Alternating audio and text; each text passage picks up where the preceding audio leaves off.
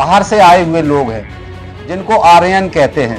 ये हमारे शूद्र वर्ण के लोग जिनको इन्होंने 6743 जातियों में बांट दिया, शिक्षा से वंचित रखा है। मनुस्मृति में लिखा है शूद्र के पास यदि धन है तो उसे जबरन ले लिया जाए। ये आदिकाल से यहाँ भारत में रहते आए हैं, जो यहाँ के मूल निवासी हैं, इसलिए इसको मूल निवासी कहा गया है। एजुकेशन के लिए उनको प्रेरित करके हम अपने हक अधिकार प्राप्त करेंगे, ऐसा हमारा मानना है। और जब हक और अधिकार मांगने के लिए खड़े हो जाएंगे तो संविधान अपने आप बच जाएगा। उसी व्यवस्था को ये दोबारा लाना चाहते हैं, उसी के तहत ये हिंदू राष्ट्र की मांग करते रहते हैं। नमस्कार, आप देख रहे हैं इंडस न्यूज टीवी। इस वक्त मैं उत्तराखंड में हूं। आज की परिचर्चा में हमारे साथ शामिल हैं आर्यन धोरे जी। आप ब्रांच मैनेजर कोऑपरेटिव बैंक से हैं। आप एक समाज सेवी और मूल निवासी संघ के प्रदेश अध्यक्ष उत्तराखंड से हैं। आप मूल निवासी संघ के प्रदेश अध्यक्ष हैं जी। साथ ही आप एक बैंक के ब्रांच मैनेजर भी रहे हैं जी। और आप बड़े स्तर पे एक समाज सेवा में लगातार आप सक्रिय दिखते हैं जी। तो सर, जो आपका जो संगठन है मूल निवासी संघ जी सर, वो मूल निवासी संघ क्या है, क्या उसकी आइडेंटिटी है, ये सर बताने की कोशिश करेंगे। देखिए, सबसे पहले हम इंडस टीवी को और आपको, श्याम जी को, पत्रकार जी को मैं धन्यवाद देता हूं, अभिवादन करता हूं जो आप हमारे यहाँ पधारे और हमारे संगठन के बारे में और हमारे समाज के बारे में आपने जो जानकारी लेने की सोचा, उसके संबंध में आपको बहुत बहुत धन्यवाद। मूल निवासी संघ एक ऐसा संगठन है जो हमारे मूल निवासी समाज के हक और अधिकारों की लड़ाई लड़ता है।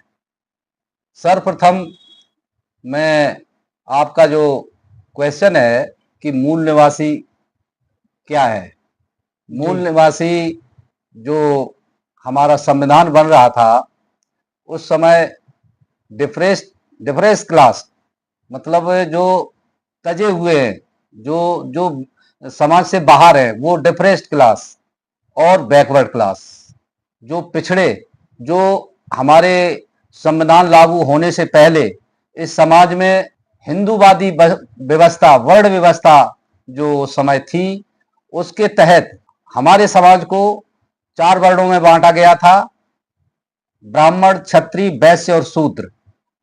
4 वर्णों को बांटने के बाद जो इस देश में रूलिंग कम्युनिटी के लोग रहे, जो शासनकर्ता जमात ही है, उन लोगों ने हमारे शूद्र समाज को, जो कि वास्तव में मूल निवासी समाज है, ठाकुर, ब्राह्मण, बनिया, जो वर्ण व्यवस्था के अंतर्गत 3 कम्युनिटी आती हैं, वो बाहर से आए हुए लोग हैं जिनको आर्यन कहते हैं। ये बाहर से आए हुए आर्य लोग हैं। और जो यहाँ पर, जैसा कि बाबा साहब ने कॉन्स्टिट्यूशन में वर्णित किया है बैकवर्ड क्लास, तो बैकवर्ड क्लास में SC, ST, OBC और इनसे धर्म परिवर्तित माइनॉरिटी के लोग, वो मुस्लिम हैं, सिख हैं, ईसाई हैं, जो भी हमारे यहाँ धर्म है, उनमें समय समय पर मान सम्मान के लिए हमारे मूल निवासी समाज के लोग उन धर्मों में चले गए, उन धर्मों को अपना लिया, जहां पर उनको शिक्षा, सम्मान सभी प्राप्त हुआ और अच्छा जीवन स्तर वहां उनको मिला। तो इसलिए उन्होंने वहां से धर्म परिवर्तित किया है और उस धर्म परिवर्तन वाले लोगों को हम धर्म परिवर्तित लोग कहते हैं, जो कि वास्तव में मूल निवासी समाज से गए हैं। क्योंकि उसका उदाहरण यह है कि आप मुस्लिम में जाएंगे तो अंसारी है, कसाई है और खटीक है जो हमारे यहाँ, इसी तरह से यहाँ पर धोबी है, वहाँ रजक है, इस तरह से जो अलग अलग कम्युनिटी के, ऐसी क्रिश्चियन में भी जो हमारे समाज के लोग गए हैं। वास्तविकता में जो रूलिंग पार्टी के लोग हैं, चाहे वो मुगल साम्राज्य रहा हो, उसके बाद अंग्रेजों का साम्राज्य रहा हो, ये संस्था के बहुत निकट रहे हैं। इन्होंने जो सामाजिक ताना बाना था, जो मनुवादी व्यवस्था थी, तो वो चाहे मुगल साम्राज्य रहा हो, चाहे अंग्रेजों का साम्राज्य रहा हो, इन्होंने उस व्यवस्था को बनाए रखा है। उसी के तहत ये हमारे शूद्र वर्ण के लोग, जिनको इन्होंने 6,743 जातियों में बांट दिया। अब जो 6,743 जातियों में बांटा है, उसमें 1100 जातियां एसटी की हैं, 1500 करीब जातियां एससी की हैं, और बाकी 2500 करीब 2600 जातियां करीब ओबीसी की हैं। कुल मिला के 6,743 जातियां हैं। तो इनको बाबा साहब ने जो लीगली इनको संज्ञा दी है, वो एससी, एसटी और ओबीसी एंड धर्म परिवर्तन वाले जो है माइनॉरिटी। अब इन लोगों को संविधान के अंतर्गत, मूल निवासी लोग हैं ये, इनको संविधान के अंतर्गत, ये पिछड़े लोग हैं, इनको संविधान के अंतर्गत वो सुविधाएं प्रदान, इनको वो हक प्रदान किए गए हैं कि जो हजारों साल से सत्ता में बैठे हुए लोग हैं, और उनके पास जमीन भी है, इंडस्ट्री भी है, और उनके पास राजनीतिक रूप में भी आगे हैं, और उनके पास सभी संसाधन हैं। तो वो बहुत आगे निकल गए हैं। और ये लोग हैं, इनको ये जो आगे नहीं बढ़ने दिया है, मुगल साम्राज्य से लेकर अंग्रेजों के साम्राज्य तक इनको शिक्षा से वंचित रखा है और धन से वंचित रखा है। क्योंकि उसमें लिखा है, मनुस्मृति में लिखा है, शूद्र के पास यदि धन है तो उसे जबरन ले लिया जाए। अगर शूद्र कोई शिक्षा ग्रहण करता है, उसके कान में शीशा पिघला के डाल दिया जाए। अगर शूद्र कोई धार्मिक उपदेश देता है तो उसकी जिब्या को काट लिया जाए। जी तो बिल्कुल सर, जातियां भारत में जो है एक बड़ा विषय है। जी तो सर, जातियां और जो वर्ग हैं, चाहे एसटी, ओबीसी, माइनॉरिटी जो वर्ग हैं, सर इन जातियों को कैसे और इन वर्गों को कैसे संगठित किया जाए, इसके लिए आपका किस तरह आपका जो संगठन है वो कार्य कर रहा है? तो इसमें आपको मैं यही बताना चाहूंगा कि अब आपको ये क्लियर हो गया होगा कि एससी, एसटी, ओबीसी और परिवर्तित जो कन्वर्टेड हुए हैं माइनॉरिटी, ये हमारे यहाँ के रहने वाले हैं, यहाँ के पैदा वाले होने वाले हैं। ये आदिकाल से यहाँ भारत में रहते आए हैं, जो यहाँ के मूल निवासी हैं, इसलिए इसको मूल निवासी कहा गया है। अब मूल निवासी लोगों को इन्होंने 6,743 जातियों में बांटा है।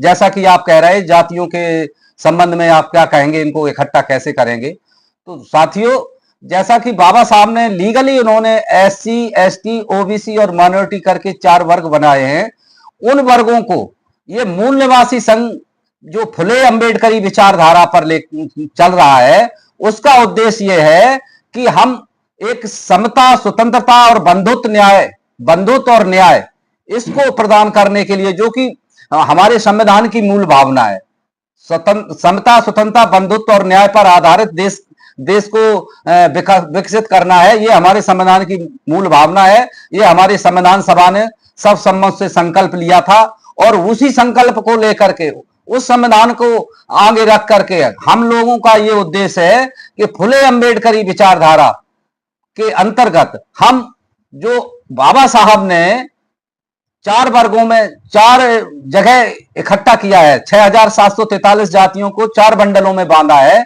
तो हम उनको 4 बंडलों को इकट्ठा करके एक मूल निवासी संकल्पना के अंतर्गत, एक मूल निवासी विचारधारा के अंतर्गत हम उनको रखना चाह रहे हैं। उनको मूल निवासी के प्लेटफॉर्म पे इकट्ठा करके अपने हक और अधिकार की लड़ाई के लिए हम उनको एक जगह लाके और अपने हक और अधिकारों को प्राप्त करने के लिए संविधान की जानकारी दे करके और एजुकेशन के लिए उनको प्रेरित करके हम अपने हक अधिकार प्राप्त करेंगे, ऐसा हमारा मानना है। सर, आपका जो संगठन है मूल निवासी संघ जी, वो अब तक किन राज्यों में, भारत के लगभग कितने राज्यों में और कितने जिलों में आपकी जो यूनिटें हैं वो बना करके काम कर रहे हैं आप लोग? हमारा जो मूल निवासी संघ है, इसको करीब 10 साल हो गए हैं, और इस समय हम भारत के करीब 18 राज्यों में और 220 डिस्ट्रिक्ट में काम कर रहे हैं, जिसमें किसी राज्य में पूरा सभी डिस्ट्रिक्टों में है, किसी राज्यों में थोड़े आधे डिस्ट्रिक्टों में है, और किसी राज्यों में हम तहसील, ब्लॉक और पंचायत स्तर तक पहुंच गए हैं। और ये दिन प्रतिदिन जो हमारा BS4 अभियान के तहत हमारे मूल निवासी संघ, जो हमारा एक मदर संगठन है बामसेप, उसके अंतर्गत हमारे 8-9 संगठन आते हैं, वो सभी संगठन BS4 के माध्यम से घर घर जाकर संविधान के बारे में जानकारी देते हैं और संविधान के द्वारा अपने हक और अधिकार को प्राप्त करने के लिए हम उन लोगों को गांव गांव जाकर पढ़ा रहे हैं। आजकल देख रहे हैं कि संविधान बचाओ करके ऐसे लोग अपने संगठन बना रहे हैं, नारे दे रहे हैं। अभी अखिलेश यादव भी कह रहे थे संविधान बचाओ, राहुल गांधी भी संविधान बचाओ कह रहे हैं। एक्चुअली ये हमारे समाज को दिग्भ्रमित करने वाली बात है। ये संविधान बचाओ का क्या मतलब है? संविधान के अंतर्गत जो हमारे हक और अधिकार हैं, इसके बारे में जानकारी अगर हम जन जन तक पहुंचा देंगे तो संविधान की जो बचाने की बात तो जरूरत ही नहीं पड़ेगी, क्योंकि हमारे सभी लोग अपने हक अधिकार के लिए उठ के खड़े हो जाएंगे और जब हक और अधिकार मांगने के लिए खड़े हो जाएंगे तो संविधान अपने आप बच जाएगा। एक्चुअली ये राजनीतिक स्टंट है इन लोगों ने जो संविधान बचाओ करके ये किया है, जबकि हमको करना चाहिए था कि संविधान के बारे में घर घर जानकारी दें और संविधान के बारे में घर घर जानकारी देंगे। हमारे हक अधिकार क्या है, पंचायत के हक अधिकार क्या है, एजुकेशन, व्यक्ति की एजुकेशन का कैसे अधिकार है, व्यक्ति के स्वास्थ्य के लिए क्या अधिकार है और व्यक्ति के एम्प्लॉयमेंट के क्या अधिकार है।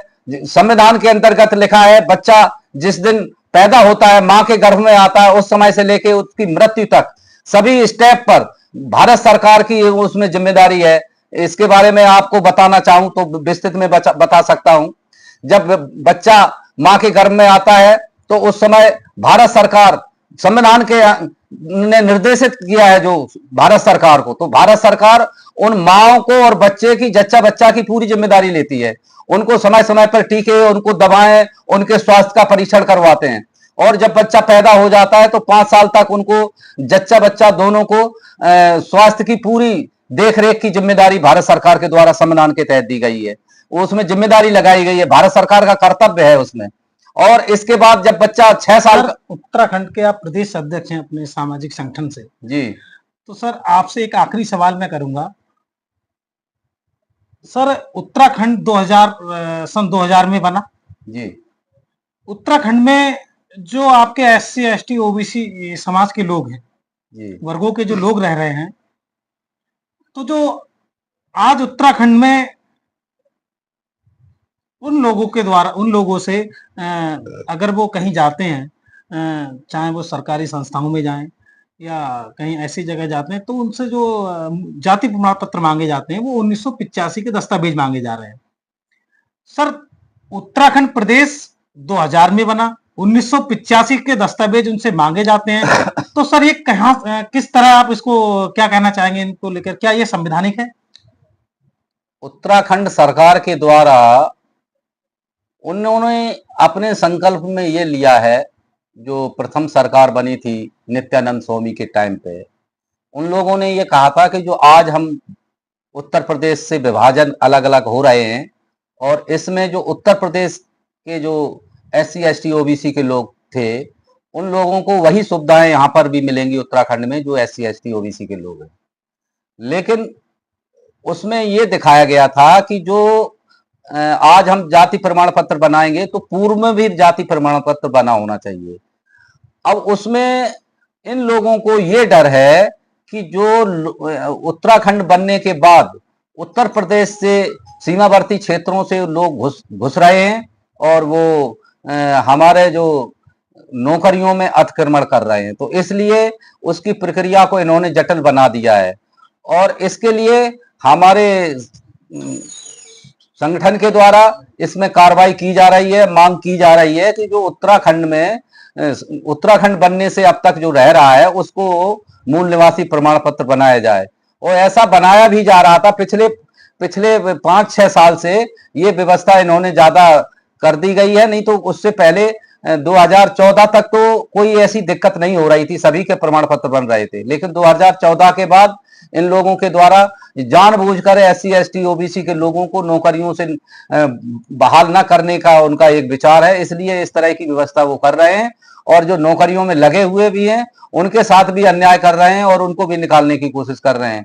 इसका एक उदाहरण है कि प्रधानमंत्री नरेंद्र मोदी जी के द्वारा अभी सेवानिवृत्त की एज उम्र है वो 55 साल कर दी गई है।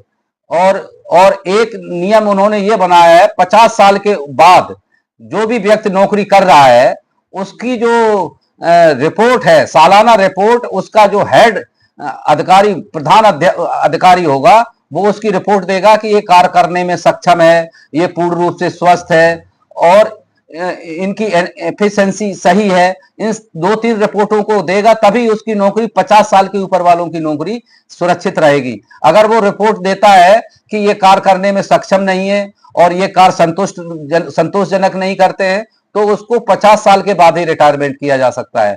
तो ये तो राजनीतिक स्टंट है, ये जो सरकारें आती हैं और ये सरकार जो है हमारे ओबीसी, एससी, एसटी के समाज को पिछले हजारों साल से दबा के रखी है और इनकी मानसिकता ये है कि जो पूर्व में जिस तरह से हमारे साथ ये कर रहे थे, उसी व्यवस्था को ये दोबारा लाना चाहते हैं। उसी के तहत ये हिंदू राष्ट्र की मांग करते रहते हैं और इनकी मानसिकता वो नहीं है, मानवता इनके अंदर नहीं है, समता, स्वतंत्रता, बंधुत्व और न्याय की भावना इनके अंदर नहीं है, जो समाज में, जो संविधान में वर्णित है। बल्कि सही शब्दों में कहा जाए कि ये संविधान विरोधी लोग हैं और इन पे संविधान और देशद्रोही का मुकदमा दायर किया जाए। लेकिन संस्था में, संगठन, शासन में और प्रशासन में और सरकार में वही लोग हैं, तो उनके ऊपर अभी किसी प्रकार की कार्रवाई नहीं हो पा रही है।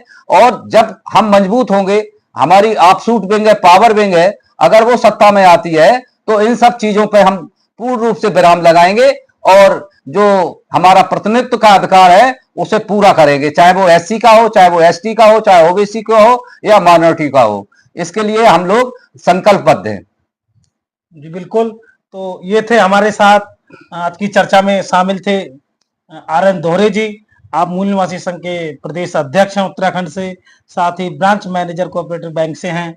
जी आपके लिए बहुत बहुत धन्यवाद सर, आपने हमारे चैनल के लिए समय दिया। जुड़े रहिए इंडस न्यूज टीवी। बहुत बहुत धन्यवाद।